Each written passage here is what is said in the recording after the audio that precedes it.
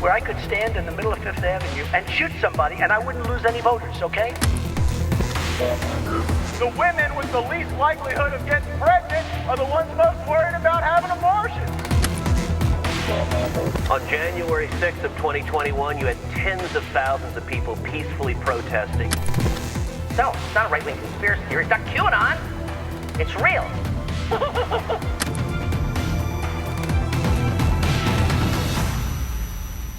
Our guest today on the enemies list is John Ralston, Nevada's most tied in, plugged in, smartest political analyst out there. He is the editor of the NVND, which you should follow it on the Twitter machine and elsewhere at the NVNDINDY.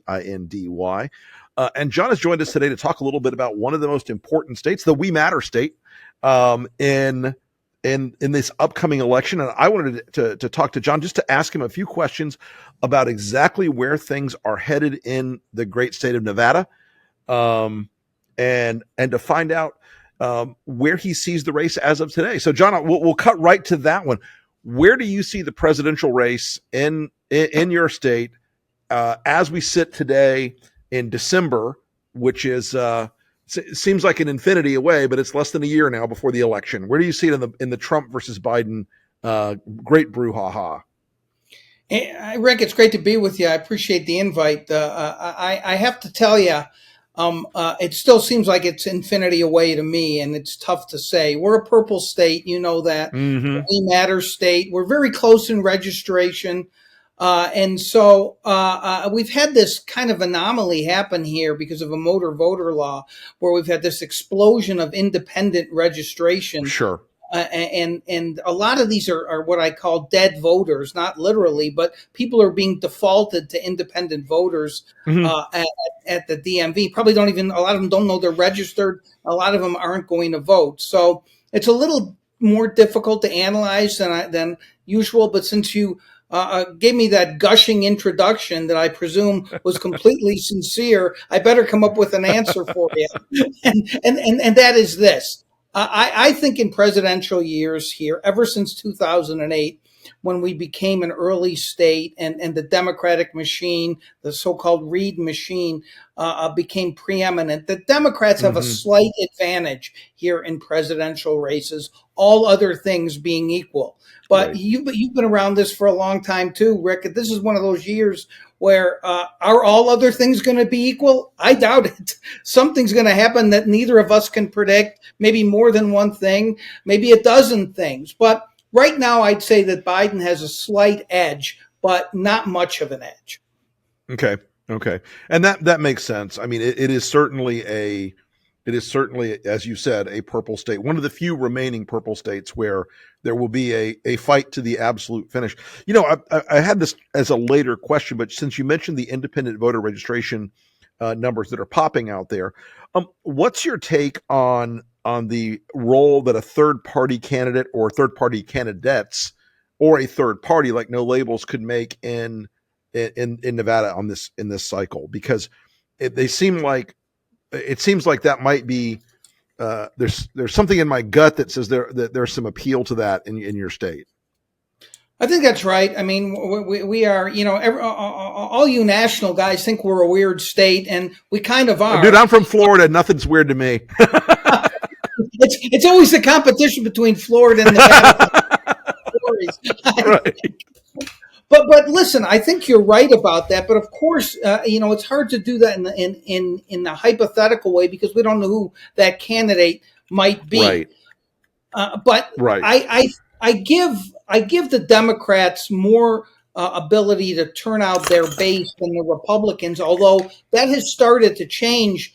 Rick, last cycle was the first time we had elected a Republican governor in a long time. He barely won. The race was very close, as with the Senate race that Catherine Cortez Masto, the Democratic incumbent, won by 8,000 votes, less than 1%. Joe Lombardo, the new governor, is won by about 1.5 points, and he has erected a political operation around him that is pretty impressive, at least in the early going, to try to compete with the Reid machine.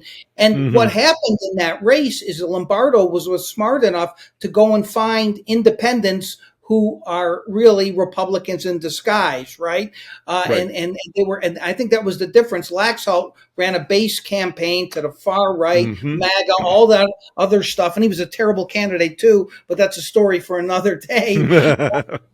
But so I think that Mark Mellman, the Democratic pollster, once said in an I know event it. that I hosted, "There's no such thing as an independent voter, John. They're all just stalking horses for Democrats and Republicans." I think that's less true now, though, than when Mark said that 7-8 years ago, whenever it was. And I think there are real independent voters. Don't forget, too, Rick. I'm talking about Nevada's quirks. We have this thing called none of these candidates, in which voters in any That's statewide right. race can throw their votes to none of these candidates. If ever there were a year, if it is indeed Biden and Trump, that none Right. of these candidates could fill up a little more than usual, it's this cycle.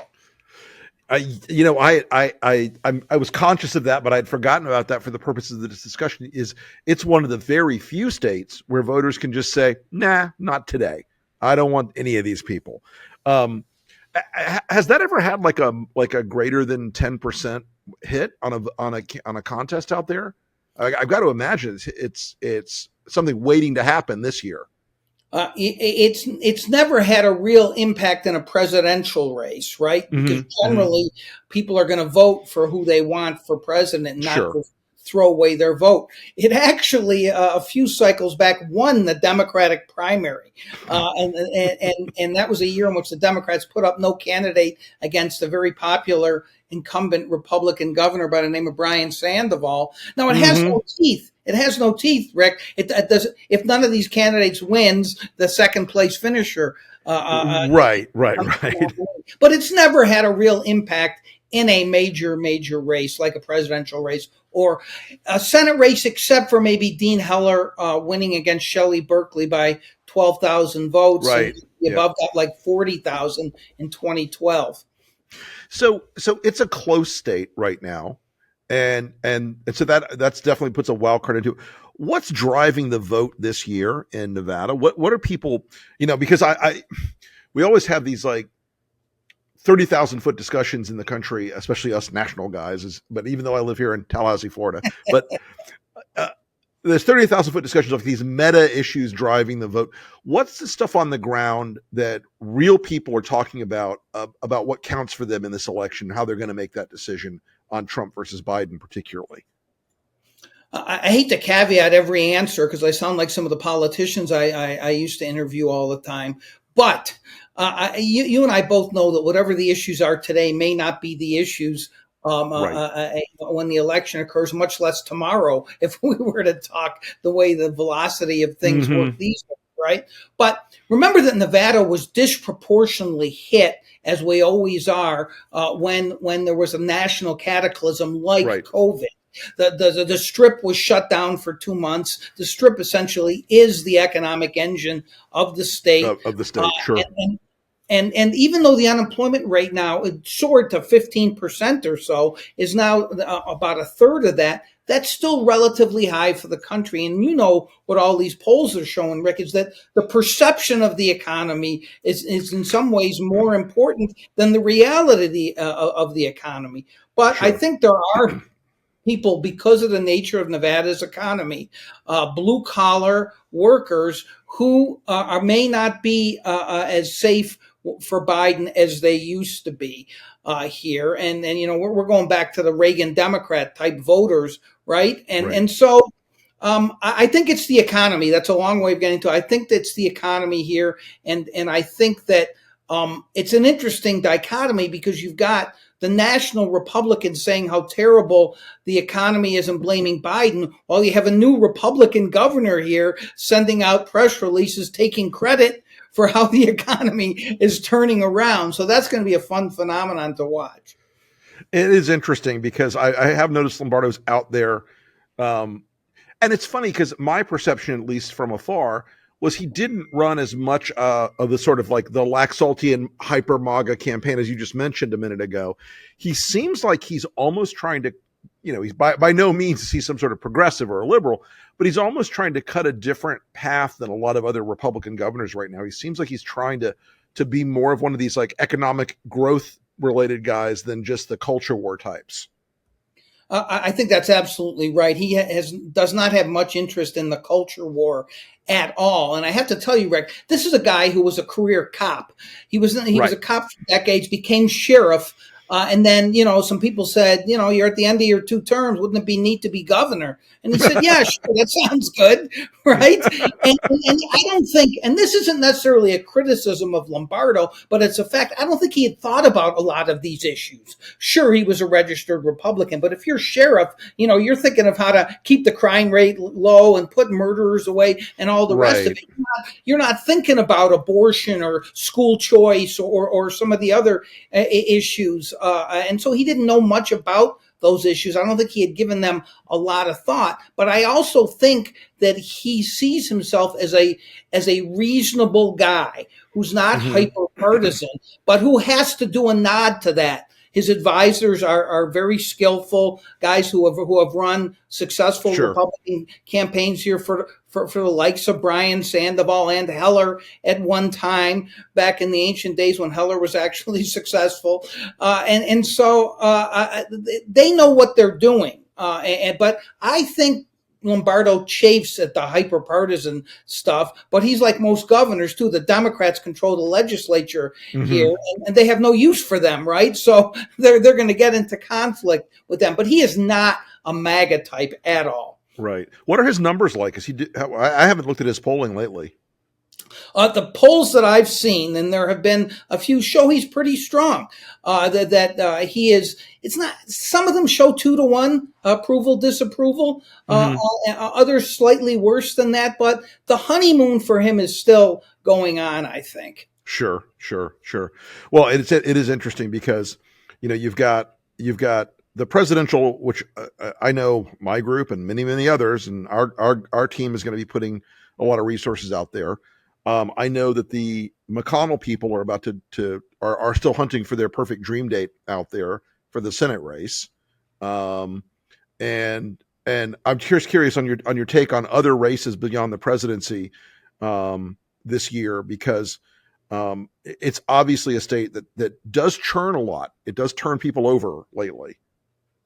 I think that's right. And I think the Senate race, which you just alluded to, is a marquee race for the Republicans. Jackie Rosen, who was in her first term, and who was a classic Nevada story, who, just a few years ago was the head of a synagogue out here. And Harry Reid called her up after trying like 27 other people and said, how about running for Congress? She said, that sounds good. Ran for Congress. And then the next cycle, he called her and said, how about running for Senate? She said, okay. And she becomes a U.S. Senator, right? And so she is different than a lot of, longtime politicians. But she has learned the hard lessons of almost what happened to Catherine Cortez Masto. She's raised a ton of money. She's got good people around her. And the National Republicans, as you also alluded to, have a problem here. Because of the Democratic machine here, the Republicans don't have much of a bench. And so the person that the NRSC is favoring is a guy named Sam Brown, who has never won a race, Rick, either here or in Texas, where he was just a few years ago. Now, he raised a lot of money at the grassroots level against Adam Laxalt in the primary before he lost on a landslide. And he's got a great story to tell. He's this very badly burned veteran, heroic story, but he's got no track record. But I have to tell you that if he gets out of the primary, as opposed to a couple of the nuts who are in there, then he's going to have a chance against Jackie Rosen, just because of what we've been talking about, the very nature of the state and what the voting patterns have been like in the past. I think that's one of the things that has intrigued me about it, is a lot of the people that used to be very solidly in that Reid machine, moderate or center Democrat cohort, those people are very much working class in most respects. And there has been a sense that the Democrats are losing their touch with that voter demographic. Now, in Nevada, it's much more of a service industry kind of feel for a lot of those voters. what's the appeal right now? Why is that? Why are the Democrats losing their grip on those voters? And are you seeing any sign that they're getting it? Because I'm a little concerned they're not getting it. The Democrats here, and there's some very smart ones, were still Sure. part of the Reid machine, even though he passed away a couple of years ago. They get it. They understand that there is slippage among the key cohorts, like blue collar workers, like the Latino vote, which propelled Reid and presidential candidates here to victory in past elections, but was not as decisive for Biden the last time he ran, and he won by about 2.5 points here. And so they get it, and they are going to do things to try to coalesce that vote. They also believe, and Catherine Cortez Masto used this to great advantage in 2022, Rick, that abortion is going to be a big issue here. This is a pro-choice state. Yes. All of the polling shows it's 2-1. There's a referendum that cemented the pro-choice statute into law, can only be changed by a vote of the people that passed 30 years ago. But that's not good enough for the Democrats. They're trying to qualify another referendum on the ballot in 2024. There have been some issues with it to put language in the state constitution.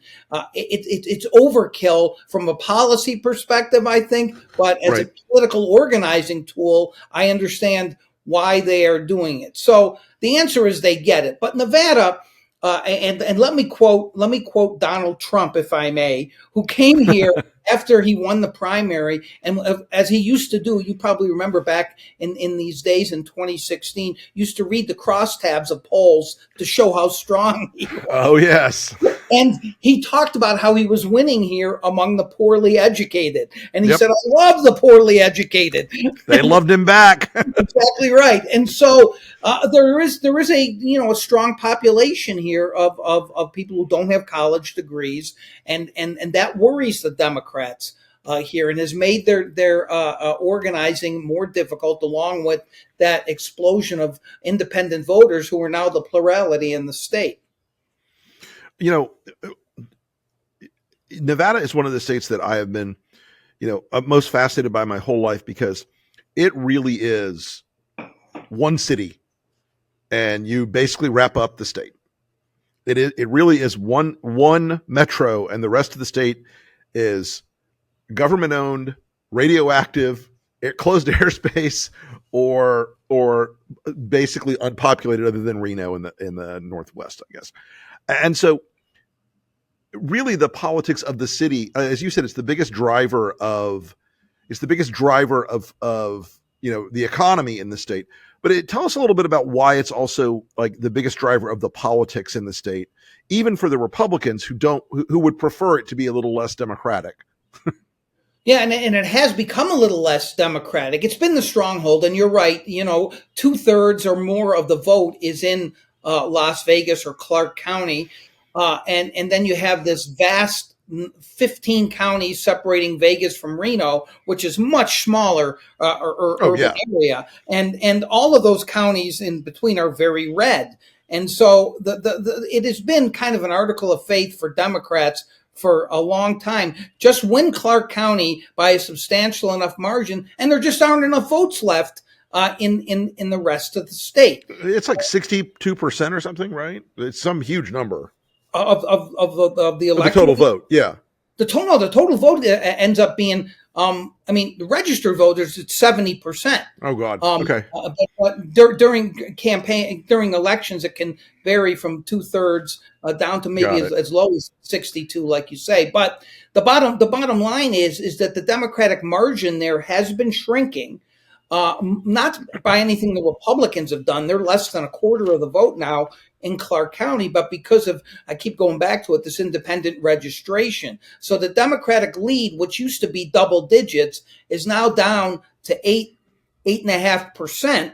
And Biden won by fewer than double digits. So did Catherine Cortez Masto, and Steve Sisolak, the incumbent governor, won by, I think, only 7% or so. And that's why he lost to Joe Lombardo. And so this is a real issue for the Democrats, even though the Republicans are essentially a non-entity down here. But the fact that the margins have been shrinking, which is why having the kind of analysis where you can find which of these independent voters are really your voters, being able to sway them in Clark County, you can still win the election in Clark County. I should mention, to be fair to what we call the biggest little city in the world, Reno, which is known more than just for their bowling alley there, which is made famous in movies like Kingpin, is that Reno has changed. Reno, in the old days, when I first got here, started covering politics long time ago, 35 plus years ago,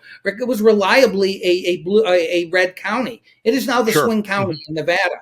And so if Republicans can win by landslide margins in rural Nevada and then win by a little bit in Washoe County, they can counteract Clark County if the Democrats don't win by too much. But it is what the Democrats have done in Reno that has really changed the dynamic and still made them, I think, slight favorites in most statewide races. So one of the questions that if somebody just texted me a second ago, I mentioned I was talking to you. The question was, can you explain to our listeners how the incredibly weird, screwed up caucus versus primary system works for the Republicans in your state? Because it is a matter of endless curiosity for political nerds. I was hoping that this podcast would end before I had to talk about this. About it. Nevertheless, it's so embarrassing for the state. Let me just say that, because people all over the country, including you and others, are saying, like, what the heck is going on out in Nevada? What are they doing? So for years, as you know, we had a caucus here. And then the Democrats decided, after the disaster in Iowa and some other places, we got to have a primary, especially after they were thinking of changing the order. We got to have more credibility. Right. So they passed it through the legislature a couple of legislatures ago. It only meets every other year here, Rick. And everything seemed like that was going to happen until suddenly the Republican Party here decided, with all of their election denying, and we can't let the state run an election. Oh, and by the way, Michael McDonald, the chairman, is very close to Trump and has been ever since Trump won in 2016. They decided that a caucus is a better way. Which of course is nonsense. And they think they needed to fix it for Trump for another reason too, which is that one thing that happened during COVID was that they mailed ballots to everybody, which didn't used to happen. And the Democrats, when they were in control, they liked that. They cemented that. And so now they're worried that if turnout is too large, that maybe Trump might not do as well. So this is how it's going to work. You're going to have a Democratic and Republican primary, state mandated, on February 6th. And then 2 days later, the Republicans are going to have a caucus, which DeSantis filed for. I think he made a big mistake doing that. And Trump are going to be in. And Haley is going to win. She's probably going to win the primary because Trump won't be on the ballot. But imagine this. Imagine this. All these mail ballots are going to go out. They're going to get to Republican homes, and they're not going to have Trump's name on it. And they're going to go, nah, never mind. Right, exactly. So the whole thing is going to be chaos, and their defenses of it are just laughable. They essentially extorted the campaigns. Pay us $55,000, and you can participate in the caucus, but you are not allowed to be in the primary. That's what happened. My Lord. Again, I'm from Florida, so I know from fucked up campaign stuff. That's like a record setter right there. That's like a high bar. Look, the polling I've seen out there is Trump is dominant in whether it's a caucus, a primary, or people standing outside of a Waffle House. But it seems like Haley is still she seems like she's got a lot of juice in that fight out there. Like, she seems like that's one of the places she wants to try to go out and claim a victory in a primary, even though the primary won't matter. How is Trump's perception? I mean, it seems like it goes, only the ratchet only turns one way. Like, his voters only get more intense in most states. Are you seeing any splitting in the Trump base out there because of either the chaos, January 6th, the lawsuits, or just regular exhaustion or anything else? It's hard to put my finger on that, but I think that, my reflexive answer is no. that they don't listen to anything, right? That they're in their Right. echo chamber, and it's the fake news, or it's the terrible Democrats, and let's talk about Hunter Biden. Let's not talk about January 6th or Trump being indicted 4 times or any of the rest of it. You know how that goes. It's interesting though that you say, I mean, Haley, even though I think she's probably the favorite to win that primary, she hasn't done anything out here. She hasn't been here. She has no organization here at all. It's funny because her people this weekend, I picked up her people were like, we feel very good about Nevada. I'm like, do you? I mean, I think she may well win that. But the really interesting thing is, because of all this nonsense about the primary and the caucus, that's going to be first. And she's going to get a headline, assuming she wins. Sure. And I'll assume she's going to get a big headline. Haley wins Nevada primary. And so that could help. And again, this is going to depend on what happens in the states leading up to Nevada, right? Whether it's meaningful or not. But a lot of smart Republicans out here have said to me, if I were DeSantis, I would have filed for the primary. Forget about the delegates. We get 26 delegates, I think is the number. Rick, it's not meaningful. But the ability— it's like 2% of the total. It's not, it's pretty inconsequential. You know this better than I do. What's really important in these early going is to pick up momentum. All the media will say so-and-so has momentum, and you keep going. And so why not try for that? Because DeSantis is not going to do well in that caucus. All other things being equal, I think Trump will dominate. I don't even trust the Republican Party here, which is infested with MAGA types from the state chairman on down, to count the votes fairly. I don't know what DeSantis was thinking, unless he thinks this is going to the convention and it's going to be a delegate fight at the convention, which I think is pretty unlikely. I think you'll agree. Having been through this in 2016, folks, I can assure you that doesn't work. Exactly. So on the Democratic primary, which is not really much of a primary right now, Dean Phillips did not make the ballot. He didn't file in time. And other than that, it's Marianne Williamson. So I think Joe Biden seems like he's in pretty good shape for the Democratic. If he doesn't win they have much bigger problems, right? Right. Oh my goodness. Well, it is a fascinating state. Is there a story out there that we're missing that we should at the national level we should be looking at that you think might make a difference in the coming months? I don't think. I mean, I think it's almost impossible to foresee that, Rick. I think it's possible if the economy were to turn for the worse again here, which is not impossible, that could have a real deleterious effect on Biden's chances here. But again, it's December 4th. There's a long way to go. I think Biden is a slight favorite, but only slight favorite, and the Democrats have their work cut out for them. Well, one of the most fascinating developments in my life was after years of fighting against the guy in 2020. A couple of us had a conversation with Harry Reid very late in the game, for very late in his life.